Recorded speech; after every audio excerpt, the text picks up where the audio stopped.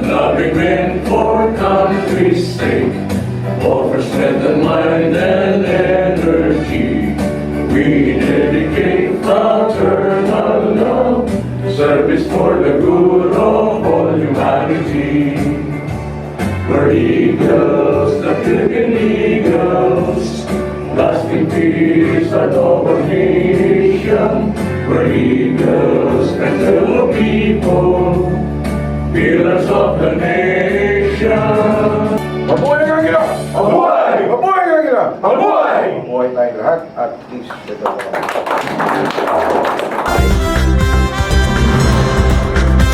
Pamilyang Agila para sa pamilyang Pilipino. Isang mapagpalang umaga po sa inyong lahat, mga kuya at ate. Kumusta po kayo? Ngayon po ay mapalad po tayo at makakapanayan po natin ng isa sa mga haligi din ng The Fraternal Order of Eagles, walang iba, ang NCR 44 Governor, Kuya Joby. Sino ba si Kuya Joby? Una, ako po si Kuya Jovinal Asis, Charter Governor ng NCR 44 and also Chairman Alalayang Agila Foundation. Kailan po ba sino ng ating buting governor ng NCR 44? Ako po ay pinanganak May 7, 1980. Kuya, ang tanong ko lang na ano po ba yung kabuhayan ninyo at saan po kayo pinanganak? Saan lugar po ito? Le? Ako po ay pinanganak sa Camarines Norte, Labo, Camarines Norte, sa Bicol. Ano po yung kabuhayan niyo doon ng mga magulang niyo bago kayo maging agila po? Ako kuya, simple lang, negosyante from 2007 na masukan ako, supervisor telecom communication dito yan sa Manila. Manila. So 2007 to 2010, ginagawa ko before. Nakita ko, may talent naman sa sales. Naisipan ko na mag-resign at gumawa na lang ng isang negosyo. So ito na po yun ngayon. Hanggang ngayon, naglakas loob ako na huwag nang mangamuhan. Kumbaga, nagsarili na lang ako. Bali yun pong unang yung hanap buhay bago kayo magkaroon ng negosyo? Sa Cellstar Philippines, bagitin ko yung company. Nadyan po talaga ako, isa lang company yung pinasukan ko. Kahit papano, doon ko nakita, malaking tulong sa akin yung company na yan. Isa po yan sa distributor ng gadget. For example, Nokia, Philips Asalis, Motorola. That's the business of Cellstar Philippines. Sabihin, mga communication, ano po yan? Yes. Gadget. Opo, sa mga telecommunication equipment. Kuya, Cellphone. bali ilang kayo magkakapatid pala? Marami kami kuya. 11 kami. Kayo? 8 yung lalaki, 3 babae lang. Ano po yung hanap buhay ni father niyo po? O mother niyo? Yung tatay ko, hanap buhay niya na driver ng bulldozer. Sila yung gumagawa ng kalsada. Tanday din, yung tanday ng itak, gumagawa sila ng mga itak niyan. Yung pala So, naging yun hanap ang buhay niyo. kabuhayan niya na ipinang-aral namin yung sinuporta niya sa amin. Ibig sabihin, marunong ka rin ng magpantay. Panday sira. Panday Pwede. sira. Ibig sabihin, panday buti, panday sira. Oo.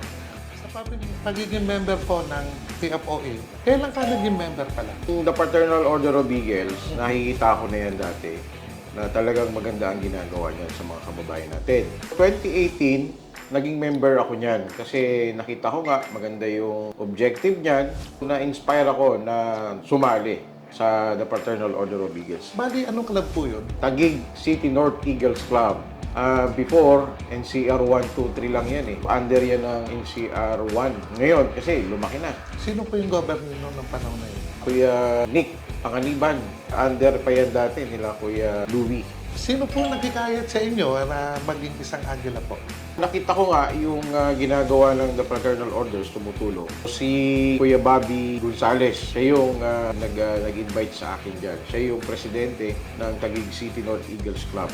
So marami kaming activity, marami kaming ginagawa. Community service, pagbibigay ng mga food pack and pagtulong sa mga kapuspalad nating kababayan. So ginagawa namin yan doon sa Taguig City North Eagles Club. Bali ngayon, isa ka ng governor ng NCR 44. Anong unang club na naitatanga mo? Founder and kauna-unahang club is yung Makabayan Eagles Club. After ng pandemic, 2018, 2019, nakita ko na sabi sa akin na, hindi, kaya mo na maging presidente. Sabi ni Kuya Roy Taginod. Si Kuya Roy, Oo. MMDA. Yes. Sabi ko, sige kuya, kung dyan tayo papunta, tinatanggap ko. I accept the challenge. for president ng isang club. Ito na nga yung Makabayan Eagles Club. Sa anda mga Makabayan Eagles Club, sino po yung makasama nyo ron? So, mga kasama ko dyan sa Makabayan Eagles Club, Kuya Daryl, marami kami dyan. Na-start yan, 56 members. Yang 56 members yan, Makabayan. Yan yung pinakakauna-unang club na tinayo ko, na ako yung presidente. Dito po sa NCR 44, ano po ba at sino-sino po ba at anong club po ang mga ano natin dito? Kasama sino po yung mga presidente natin? Under my region, NCR 44, Makabayan Region, nasa 23 clubs po sa ngayon ang umbrella ng NCR 44. Nandiyan yung Makabayan Eagles Club, Caloocan Knights Eagles Club, Caloocan Knights Elites Eagles Club, Maaga Rizal Knights Eagles Club. So 23 yan, kuya. Ngayon, dumadami pa kami. So sabi ko nga, establish na tayo. Hindi na natin kailangan na maghanap o mag-recruit. So hayaan nating kumatok o talagang sila ang maghanap ng club nila o ng region kasi establish na tayo para maiwasan din yung sakit sa ulo ng mga pasaway na member. Regional Governor, itong 23 clubs na ito, wala naman nagiging pasaway. Nire-respeto naman yung aking pagiging Regional Governor. Speaking of pasaway, kuya, kung sakali pong nagkakaroon po ng ganyan ng konting pagtatalo-talo, ano po bang ginagawa nyo bilang governor? Hindi naman mawawala yan eh. Sabi nga, wala namang perfectong organization. As a governor, bilang tatay ng isang region, ng 23 clubs. So, pag hindi na kinakaya ng club level yung problema, papasok ako dyan. Ang ginagawa ko dyan, number one, is alamin natin kung ano talaga yung root o pinanggalingan ng problema. So, saka doon natin uumpisahang ayusin with the humility. Kasi kung walang humility, hindi magkakasundo yan. Kasi nandiyan yung galit, yung inggit, nandiyan yung selos, o hindi mo mawawala yan. So, tinitingnan natin kung saan tayo magiging komportable yung mga kuya and ate na hindi nagkakaintindihan. So, kailangan balance tayo doon. So, yun ang ginagawa ko dyan. Okay, maganda po.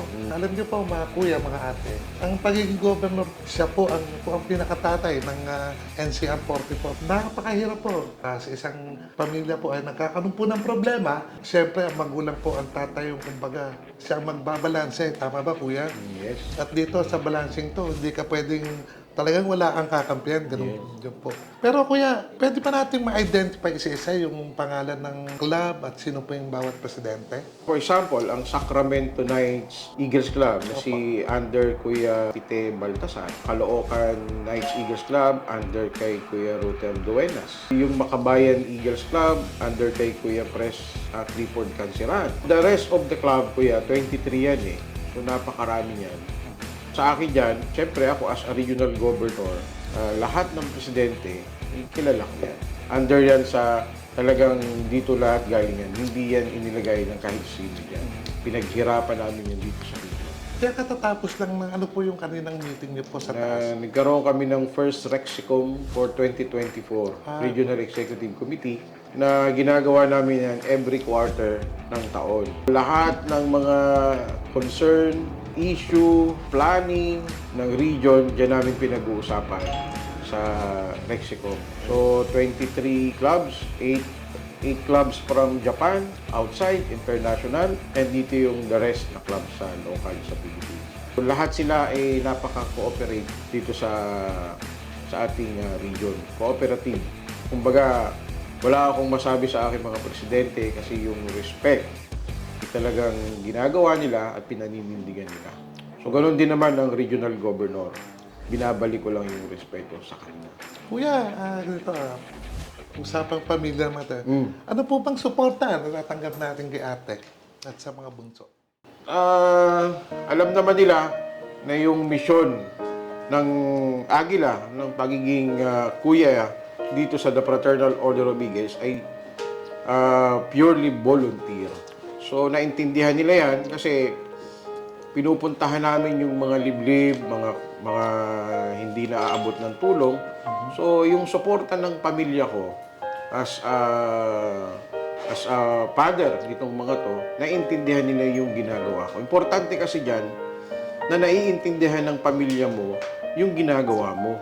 para hindi sila magalit, hindi sila mainggit, maselos, o magalit sa halimbawa wala ka ng time sa kanila. Kasi nga, magtampo. Kasi nga, di ba, sa Agila, puro Agila na lang tayo, puro pagtulong sa mga tao. So, minsan, nawawala sa isip natin na yung may pamilya pala tayo na kailangan din nating tutukan at bigyan ng oras. Kaya ito, pinaliwanag ko sa kanila. At sinasama ko sila dito sa activity para makita talaga nila kung ano ang mission and vision ng the Fraternal Order of Eagles. Yan po ang maganda dyan. Napakaganda po ng nagagawa ni Kuya Joby natin dahil kasama niya rito ang pamilya bilang volunteer. Yan po, talaga ang the Fraternal Order of Eagles po, more of volunteerism po yan, mga kababayan, mga ate, mga kuya. Alam niyo po yan. Kuya, pero may time ba na nagtampo ang ating ate sa'yo? Yes, may time kasi katulad niyan, meron tayong mga priority. Minsan, hindi ko na isusulat yung meron pala kaming lakad, meron pala kaming prior commitment bago ako pumunta sa Eagles. Yung time, hindi ko nakikita yon. Kaya minsan nagagalit siya sa akin. Kasi nga, una, hindi ko binibigyan na ng parang sa isip niya, hindi na siya priority. So ngayon, naayos naman natin yon. Kasi nga, sabi ko nga kanina, kulang lang yan dun sa paliwanag. Kailangan, alam niya yung ginagawa natin, hindi natin hawak yung oras. Kasi pag may tumawag sa'yo na tawag ng tungkulin bilang Agila, kahit madaling araw, kahit anong oras, kailangan gawin natin yun eh. Bilang Agila eh. Sabi nga, magpaka-Agila eh. So ito yung ginagawa natin. So minsan, tinatamaan yung schedule namin, so nagkakaroon ng tampo yun minsan. So, pero, sabi ko nga, at the end of the day, nakikita naman niya na pagtulong, iniintindi na lang niya yun. Yun po ang maganda dyan eh. Dahil po yan, siyempre, pagtulog yan, unang-una, serbisyo sa tao, serbisyo sa pamilya, at serbisyo natin sa Panginoon Diyos. Yes, diba? tama po. Kaya napakaganda po. Balita po namin, Kuya, isa ka ngayong mas malaking responsibilidad bilang Alalayang Agila Foundation Chairman. Ano po ba itong Alalayang Agila Foundation? Alam niyo po, maswerte yung ating the Fraternal Order of Eagles, Philippine Eagles, under the leadership of our Kuya N.P. Ronald de los Santos, na binigyan niya ng way o ng value yung foundation. Kasi ang foundation, ito yung tutulong sa lahat, Agila man o hindi. Kasi nga, foundation yan, pero yan ay ang priority tulungan natin is yung mga kuya and ate.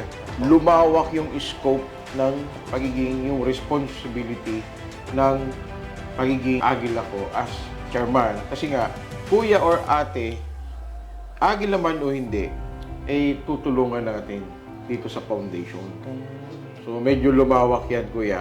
And thankful ako sa ating National President na si Kuya Ronald kasi susuportahan niya yung foundation para mas marami at marami tayong matulungan nating mga kababayan. Saan po nanggaling ang konseptong Alalayang Agila Foundation? Sa Constitution natin, sa Magna Carta ko yan, nandun yan eh. Nakalagay yan doon na in the spirit of Alalayang Agila. So, ibig sabihin ng Alalayang Agila, once na ikaw ay mag-oath, after mo mag-oath as kuya or ate, ikaw na yung tinatawag na Alalayang Agila. Ibig sabihin nun, aalalay ka, handa kang umalalay, handa kang dumamay sa mga taong nangangailangan. Kaya ka nga naging Agila para umalalay, hindi yung ikaw ang aalalayan. Di ba? Di ba, kuya? Kuya. So, napakahalaga po dito sa organization yung Alalayang Agila. Kasi po, pag sinabing Alalayang Agila, kuya o hindi, aalalayan natin yan. Ganun po tayo dito sa Agila. So, sa Alalayang Agila Foundation po, ano po ang nasa konsepto nyo para sa pagpapaunlad ng ating komunidad? Ano po ba yung mga proyekto na pinaghahandaan nyo po rito? Ang Alalayang Agila Foundation, kuya, on process yung partnership o memorandum of agreement natin sa DSWD. So, ginagawa na po yan ngayon. So, nakita ko nga kanina yung papers. Ang sabi nung kuya natin na nag-aasikaso, nasa 50-50 na. 50% na yung papers natin na nire-recognize at inaayos ng DSWD. Second, yung Public Attorney's Office natin, so ina-acknowledge din niya yung ating Alalayang Aguila Foundation o yung the Fraternal Order of Eagles na yung mga kababayan na lalapit dito sa ating kapatiran, handa nilang alalayan din ng walang bayad. Kumbaga, kung ano yung lumapit sa amin na ano man yung case o kaso, so with the endorsement of Alalayang Aguila, tawag doon, iaano nila yan, i-entertain nila yan. Bali, kamawa po natin dito ang ating Ate Persida Acosta, tama po? Yes, in verbal, kuya, sinabi niya na susuporta siya sa Alalayang Aguila, hinihintay na lang natin yung papers, yung agreement. Okay. Pero ongoing na po yun. I think doon sa natulungan natin, nasa 100 plus na ng mga kababayan natin ang natulungan nila ng walang bayad. Yun po, ang Alalayang Aguila po ay meron po itong pakikipag-unayan sa the Public Attorney's Office para po sa usapang legal. Tama po? Yes, kuya. Usapang legal po. Siyempre, marami po tayong kababayan. Hindi lamang po member ng Aguila po, mga member po o mga community, tama po ba, na lumalapit sa Aguila. Alam naman natin, napakalawak po ng sakop ng Alalayang Aguila Foundation. Kaya po, wag po kayong mahiya. Andito po ating Kuya Joby. At anytime po ay Alalayang Aguila po Foundation ay kaagapay po ng ating komunidad.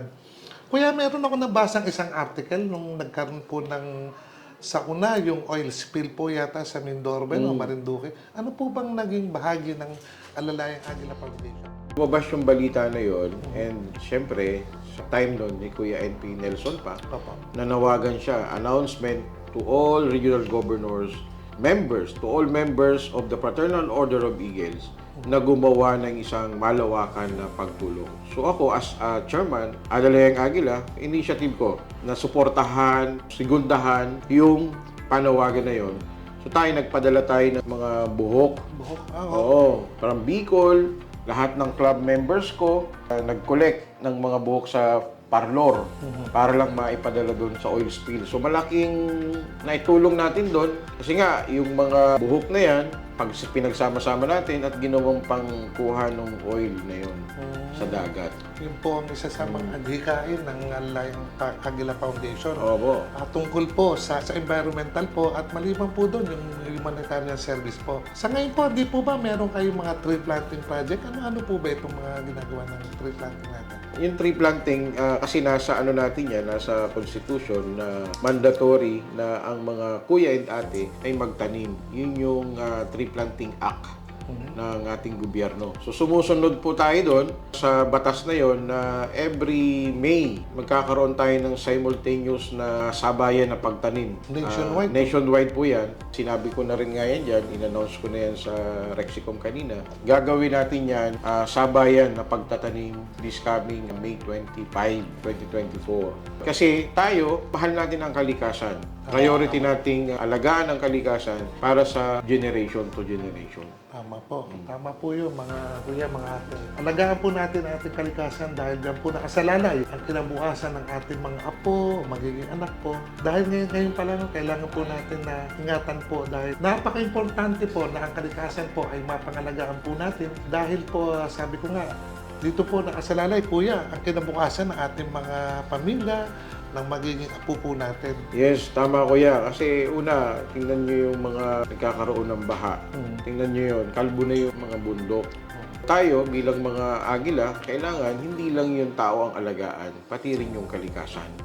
Kasi yung kalikasan, pag hinagupit tayo niyan, talagang grabe rin. Hindi na, doon lang tayo nakakaalala na may Diyos pag hinahagupit na tayo ng kalikasan. Katulad po nung nakaraan, nakasama po namin kayo dito San Mateo, di po ba? Napakalaking project po ng ginawa ng Alalayang Aguila po dito. Yun po, yung mga kuya, mga ate, nung nakaraan pong matagal na, mga 2 years ago na po, kuya, napakalaki po ng pinsala na naganap dito sa Marinduque. Marikina at San Mateo po. At dito po ay napakadaming pamilya ang nahirapan po at naghirap po. At isa po, ang Alalayang Aguila Foundation. Ang mga Aguila po ay tumulong po para po sa makatulong po sa ating mga kababayan dito sa San Mateo, Rizal. Kaya po, may tatanong na may nagpatanong sa akin, sabi, paano daw po pinangangalaga ating kuya yung mga donasyon na pinapadala po sa amin? Donation from outside, local, individual, company. Dito po yan pumapasok sa bank account ng ating Alalayang Aguila Foundation. For the transparency, yan po yung advocacy natin na lahat ng donation is ire-report natin every assembly para makita ng mga kuya and ate natin na pagiging transparent ng ating Alalayang Aguila. So malaki po ang factor kasi siyempre para maiwasan yung pagdududa. Tama po. At hindi tayo pag-isipan ng masama, di ba? So, kailangan i-transparent natin yun. So, yun naman talaga yung ginagawa natin. Since nahinawakan ko yung pagiging chairman ng Alalayang Aguila last January 2023. Bali, ilang taon na po ang Alalayang Aguila Foundation? 1 year pa lang po yan. Kasi kaka-approve lang yan nito 2023. Ngayon, wala pang foundation, so ginagawa na natin yung pagre-report ng transparent dito sa fund na pumapasok dito sa Alalayang Aguila. Sino po ba ang pwedeng tumulong sa inyo? O paano tutulong ang ating mga kababayan para sa Alalayang Aguila? Simple lang po. Napakaganda po niyan at kailangan talaga natin ng kasama na tutulong para sa ating mga kababayan kasi hindi po natin kaya na kami lang. So, open po ang Alalayang Aguila Foundation sa lahat ng donation. So, pwede nyo akong kontakin sa Facebook account ko or sa mobile number ko. Pwede po natin ibigay Opo. para Yung FB page ko po is Jovinal Asis. Yun lang po. I-search nyo lang yan. Ang profile pic ko dyan ay yung Alalayang Aguila na may picture ako. Ano po yung contact number? Saan po dapat maaaring puntahan ng inyong lingkod? Ang contact number ko para dyan sa Alalayang Aguila Foundation is 0917-844-1325. Pakiulit nga po. 0917-844-1325. Ayan po, mga kaibigan, mga ate, mga kuya. At sa mga kababayan natin na gusto pong tumulong sa Alalayang Aguila Foundation po, binigay na po ng ating kuya ang kanilang numero po na pwede yung tawagan kung meron kayong katanungan. Di po ba, kuya? Saan po ba bali ang opisina nito? Ang opisina po niyan, dito na rin sa San Mateo. And meron din po tayo sa may Quezon City, doon sa Eagles Nest ng National. So, pwede po nila doon itanong yan at ituturo naman po nila ako doon kung saan yung office. Kuya, last 2 question na po. Kung may pagkakataon na ibalik po ang panahon na gusto mong itama o pagkukulang mo noon, ano po po ito at bakit? Huwag masyadong, kuya, dumepende sa mga tao. Kasi yun ang nakita ko eh. Pag masyado kang nakadepende sa kapwa mo, wala kang magagawa eh. So dapat, nakadepende ka lang sa sarili mo. Wala kang ibang pagtitiwalaan maliban sa sarili mo. Kung nakadepende ka sa iba at ayaw nilang kumilos, hindi mo magagawa yung gusto mong gawin kasi nga nakadepende ka. So dapat, marunong ka sa sarili mong tumayo at magdesisyon. Tama man o mali yan, ang importante dyan, nagdesisyon ka at nagawa mo yung dapat mong gawin. Kasi kung magdidepende ka dito, isipin mo, ay baka mali ito o baka pagalitan ako. Kung tinanggal ko yun noon, mas marami pa sana akong nagawa ngayon. Tama. Kaya kung ibabalik ko yun, yun ang aalisin ko. Yung takot, yung hiya. Talagang dumadaan sa ating tao yan. Eh. Yes. Normal po kasi na ang tao talagang may takot. Yes. Unang-una yung sarili, mahihiya ka, tama po ba? At syempre, dahil dyan naman po, yan po ang sabihin, maaari pong may pagkakataon na lumapit na tayo sa ating Panginoon Diyos na para naman matupad natin yung mga gusto natin. Kuya, ito po isa. Maliban po sa maayos na pamilya at matatag na hanap buhay, ano po ang nagpapaligaya sa ating Kuya Joby? Ang number 1 na nagpapaligay sa akin is yung pag-attach ko sa nature. For example, yung pag-ahon ko ng Mount Banahaw, dyan ako nagiging nare-relax, dyan ako nakakalma, dyan ako nagkakaroon ng enerhiya kasi yan is yung area na yan, yung lugar na yan ay talagang napaka-cool. Yan yung isa na nagpapasaya sa akin at nagbibigay ng inspirasyon. And syempre, second, yung aking pamilya. Syempre, kung wala yan, wala rin ako dito. Kung hindi dahil sa kanila, sila ang inspirasyon ko. So, kaya ako nagagawa ko lahat yung mga bagay na to dahil sa kanila. Sino-sino po yung mga anak natin, kuya? Tatlo yung anak ko na yan. Tres Marias, sabi nga Tres nila. Marias. Sino-sino po sila? Ang pangalan niyan si Iyon, si Yuki, and si Isa. Osang ang tawag ko dun sa bunso ko. Yan po. Talagang mga kuya, mga ate, talagang kahit ang hirap po na nararanasan natin at na dumarating sa ating buhay, kapag ang pamilya nandiyan sa tabi natin, yun po ang magpapaliga. Katulad mo na sinabi natin, Kuya Joby, na nagpapaliga sa kanya itong, kasi nature lover po ating Nature. kuya eh. Nature lover po, kaya tignan niyo po yung mukha niya. Hindi mo maalatang 25 pa lang. Yung looking po. Yung looking po ang ating Kuya Joby. Kahit na alam po natin bilang governor po, napakarami po problema na dumarating sa kanya. Alam ko po yan, kahit ako, member lang po ako kasi marami ako nakakasama mga governor at nakikita ko mga problema pag narinig ko usapan nila. Lalo na kung magkakaroon po ng konting pagtatalo-talo, ang hirap po balansin yan. Kasi tandaan nyo po, ang Agila po ay ando dyan po, iba't ibang klaseng tao. Tama Yes, po ba, kuya. Kaya ngayon darating na anniversary namin, Kailan po ba itong anniversary natin? ang March 23, kuya. So, lahat yan. Ngayong darating na March 23, celebrate the anniversary of our region. Ang ilang taon na po yan, kuya? Actually, ano pa lang yan, kuya? 2022, 24, 2 years. 2 years na po. Ang 2 taon na po. Magto 2 years pa lang. Pero as Eagle, nasa 6 years na ako. Kasi po, hindi ka naman pwede maging agila pag di ka duman sa pagiging member. Oo. At kasi po, isa po sa mga standard po na kailangan magserbisyo ka muna. Tama po ba, kuya? Bago ka maging governor. At hindi po paparamihan ng member to. Hinahanap po natin dito yung tinatawag na quality. Hindi po ba? Tama, kuya. Sige. Kuya, last message mo po para sa ating mga kuya at ate.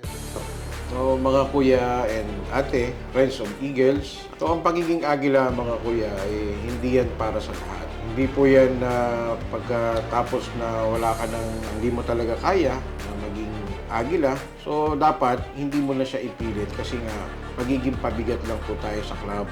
So bilang agila, mga kuya and ate, na sana itong pinasok natin na organization is isa buhay at isa puso. Kailangan makita sa gawa sa atin. Bilang mga role model o sinasandalan ng mga kababayan natin na nangangailangan ng tulong, so magpakakuya and ate tayo dito sa fraternity na pinasok natin. Kasi napakabigat ng obligasyon natin.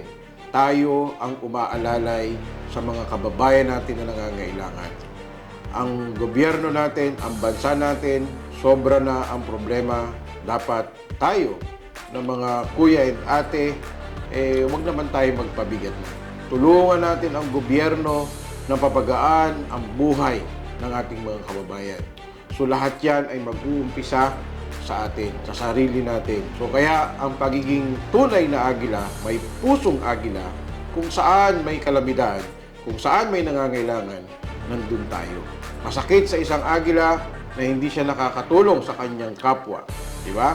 Kaya nga, ang tunay na agila, talagang yan ay dumadamay, umaalalay sa oras ng pangangailangan. Yan po ang buhay ng isang tunay na agila. Thank you, Kuya Joby. At yun po, nakita po natin ang napakahalaga po ng The Fraternal Order of Eagles, ang alalayang agila, na wala pong hinangad kundi ang makatulong sa ating kapwa. Kaya po, Kuya Joby, thank you very much po. Thank you, Kuya. Mabuhay ang agila!